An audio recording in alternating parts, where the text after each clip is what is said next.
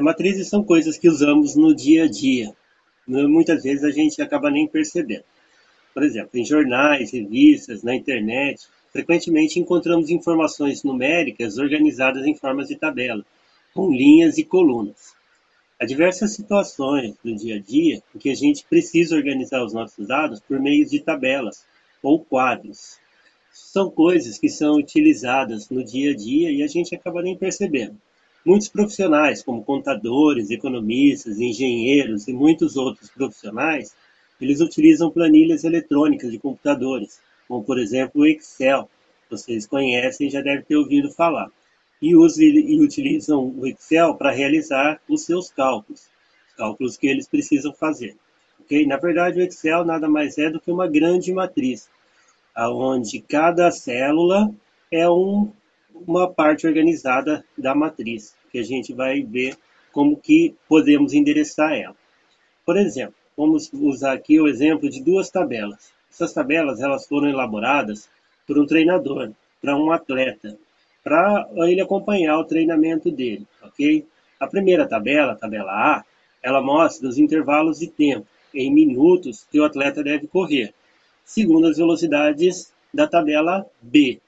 Então, assim fica fácil de ele organizar e saber em qual dia, quanto tempo ele deve treinar e qual a velocidade que ele deve fazer. Por exemplo, vamos lá, na terceira semana, no primeiro T1, primeiro tempo, ele tem que correr 3 minutos com uma velocidade de 8 quilômetros por hora. Okay? No segundo tempo, ele tem que correr 6 minutos com uma velocidade de 12 quilômetros por hora. E no terceiro tempo, ele corre mais 9 minutos com a velocidade de 10 quilômetros por hora. Lembrando que isso daí é um atleta, então provavelmente ele deve estar correndo, mas isso daí serve para a gente poder organizar a ideia de como tem que ser o tempo desse atleta, para o treinador também poder acompanhar em qual semana, qual velocidade, qual tempo ele fez naquela determinada semana, no período da manhã ou da tarde, como está aí na tabela B. Se eu pegar essas duas tabelas e colocar elas numa matriz, porque em matemática nós representamos esses dados em linhas e colunas. E uma matriz, ela pode ser escrita aí em colchetes ou em parênteses. Reparem aí que a primeira aí é uma matriz da primeira tabela e a segunda é uma matriz da segunda tabela. Em matemática a gente organiza aquelas tabelas dessa maneira, para nós podermos localizar os dados que nós queremos encontrar, ok? Então, vamos definir uma matriz como sendo M por N, ok?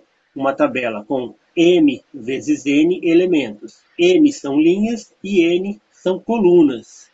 Então, sempre que nós formos representar uma matriz, nós vamos escrever ela M por N. E ela, na verdade, é uma tabela.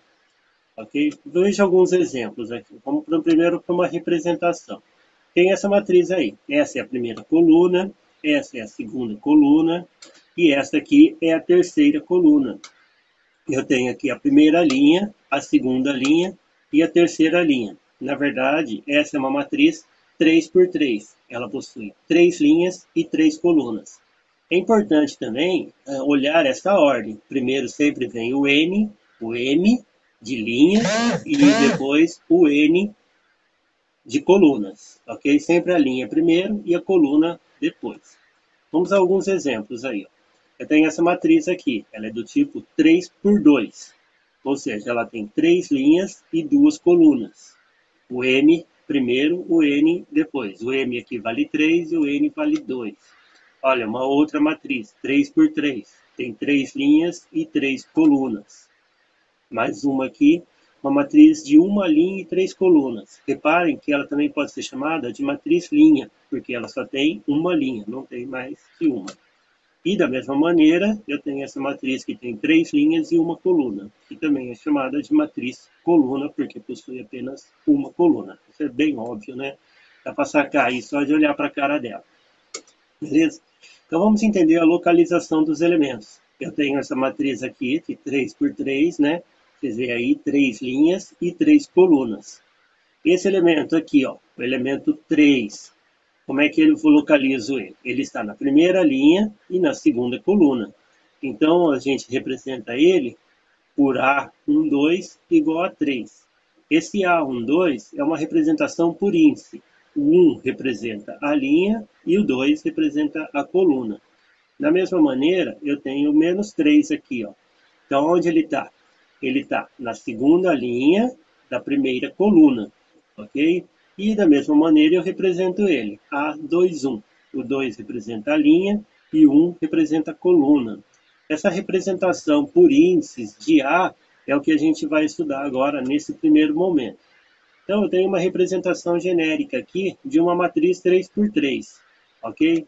Reparem aqui, ó, o elemento A11.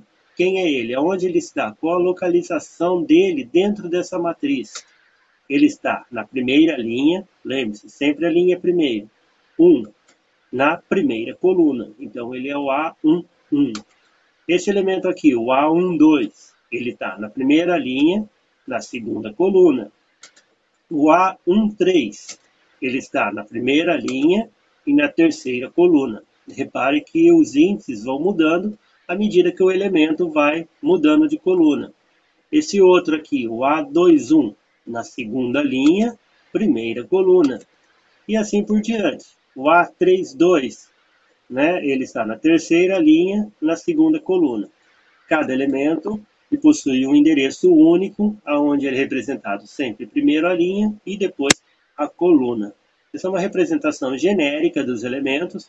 Essa é uma matriz 3x3, mas ela pode ser 2x2, 4x4, 2x1 e assim sucessivamente, à medida de quantos elementos a minha tabela tiver e eu precisar colocar nela. Beleza? Vamos ver aqui um exemplo. Ó. O A11, ele é representado pelo menos 1. Ok? Então, eu represento ele dessa maneira. A11 igual a menos 1. O elemento 3 é o A12. Primeira linha, segunda coluna. Então, o A12 vale 3. Da mesma maneira, o A21, segunda linha, primeira coluna. Então, ele vale 5. E o A22, segunda linha, segunda coluna, equivale a 2. Ok? Essa é uma matriz 2x2, uma matriz mais simples, menor do que aquela outra que nós acabamos de ver. Mais um exemplo aqui. Se no lugar dos elementos aparecer uma conta para vocês fazerem, então o que a gente tem que fazer? Fazer a conta e encontrar o valor do elemento que está lá na coluna. Aqui, primeiro elemento, o A11, primeira linha, primeira coluna. Ele está representado por uma soma, 2 mais 1. Então, eu efetuo a soma, 2 mais 1 igual a 3. Da mesma maneira, o A12, primeira linha, segunda coluna, 4 vezes 5.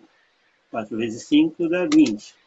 O A21, segunda linha, primeira coluna, 10 menos 7. Eu faço a conta, dá 3. E o A22, 6 dividido por 3, que dá 2. Encontrei o resultado das contas, eu reescrevo a minha matriz da forma com os resultados. Então, ali onde era 2 mais 1 fica 3, onde é 4 vezes 5 fica 20, e onde é 10 menos 7 fica 3, e onde é 6 dividido por 3 fica 2. Essa é a matriz resultante que eu tenho que encontrar de acordo com este exemplo dessa conta aí. Moleza? Não é tão difícil, isso daí vai servir para vocês para poder fazer alguns exercícios que vão ser apresentados aí durante as semanas de estudo. Ok? Então é isso aí, gente. Valeu, até a próxima.